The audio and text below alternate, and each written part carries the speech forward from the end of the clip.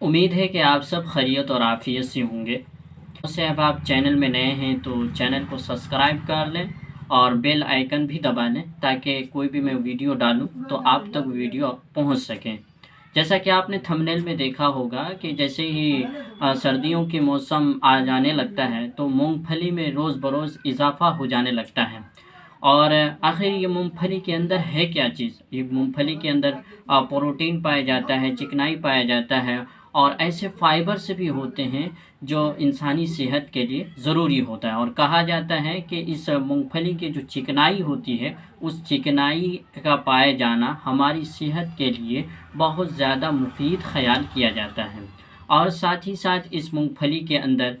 Magnesium بھی پایا جاتا ہے، زنک بھی پایا جاتا ہے، فاسفورس بھی پایا جاتا ہے، وٹامن B3 بھی پایا جاتا ہے، وٹامن B6 بھی اور وٹامن B2 بھی اس کے اندر پایا جاتا ہے۔ اور ساتھ ہی ساتھ اس کے اندر ایک اینٹی آکسیڈنٹ بھی ہے جو ہماری صحت کے لیے بہت ضروری ہوتا ہے، وہ بھی چیز اس میں موجود ہوتا ہے۔ تو آئیے ہم جانتے ہیں کہ آخر اس مونگ پھلی کا استعمال کن کن چیزوں میں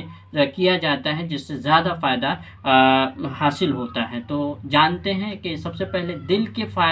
کے لیے بہت زیادہ فائدہ ہے، کیونکہ جس کے اندر جو یہ پروٹین جو پایا جاتا ہے اور اس پروٹین کے پائے جانے کی وجہ سے جب ہم اس کا استعمال کرتے ہیں تو اس میں اچھے کولیسٹرول کو بڑھاتا ہے اور جو خراب کولیسٹرول وغیرہ جو ہوتا ہے اس کو گھٹاتا ہے اور گھٹا کر کے ہمارے دل کی صحت کو صحیح کرتا ہے اور جو ہمارے دل کی بیماریاں جو ہوتی ہیں اس سے ہمیں بچاتا ہے۔ اور سب سے بڑی بات یہ ہے کہ جو مونگ پھلی کا استعمال کرتے ہیں اس سے ہارٹ اٹیک کا اور فالج کا خطرہ اس سے کم ہو جاتا ہے اور اس سے بچنا آسان ہو جاتا ہے۔ اور دوسری چیز یہ ہے کہ جسمانی وزن میں کمی، اور بہت سے احباب ایسے ہوں گے جو چربی وغیرہ بڑھ جاتا ہے، جسم پھیل جاتا ہے اور موٹاپا اور پھولے ہوئے سے رہتے ہیں، تو اس کے اندر ایک ایسا پروٹین جو پایا جاتا ہے کہ اگر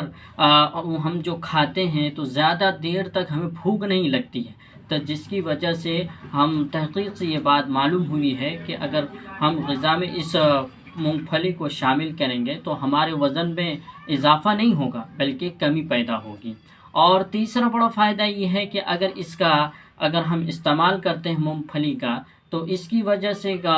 شوگر کا جو لیول ہو جاتا ہے وہ کم ہو جانے لگتا ہے۔ اور چوتھا فائدہ اس میں سب سے بڑا یہ ہے کہ ہم اگر روزانہ مونگ پھلی کا استعمال 1 سے 2 مٹھی کا استعمال کریں گے تو اس کے استعمال کر لینے کی وجہ سے تو ہمارے اندر جو کھانسی کی جو بیماری ہوتی ہے اس سے ہمیں بچنا آسان ہو جائے گا۔ ذرا اس بات کا خیال رہے کہ اگر آپ کو پہلے سے ہی کھانسی ہے یا اگر آپ کھانے کے درمیان میں آپ کو کھانسی آ جاتی ہے تو آپ مونگ پھلی کا استعمال بالکل بھی مت کریں۔ اور پانچویں چیز یہ ہے کہ انسان عمر کے ساتھ جیسے عمر میں اضافہ ہو جاتا ہے تو چمڑا وغیرہ ڈھیلا ہو جانے لگتا ہے، چہرے میں مطلب رونق ختم ہو جاتی ہے، چہرے سے خوبصورتی ختم ہو جاتا ہے، تو مونگ پھلی کے اندر ایک ایسا تیل پایا جاتا ہے جو خشکی کو ختم کر دیتا ہے اور چہرے کے رنگ کو تازگی پیدا کرتا ہے اور خوبصورتی میں بھی اضافہ کرتا ہے، اور جس کی وجہ سے انسانی جو چمڑے وغیرہ جو ہوتے ہیں اس کو اچھا خوبصورت بناتا ہے اور اس سے اچھا رہتا ہے۔ اور چھٹی چیز یہ ہے کہ جب بھی اگر ہم اس کا مونگ پھلی کا استعمال کریں تو براہ کرم آپ اس کو پکا کر کے استعمال کریں تاکہ ہمارے جو معدے میں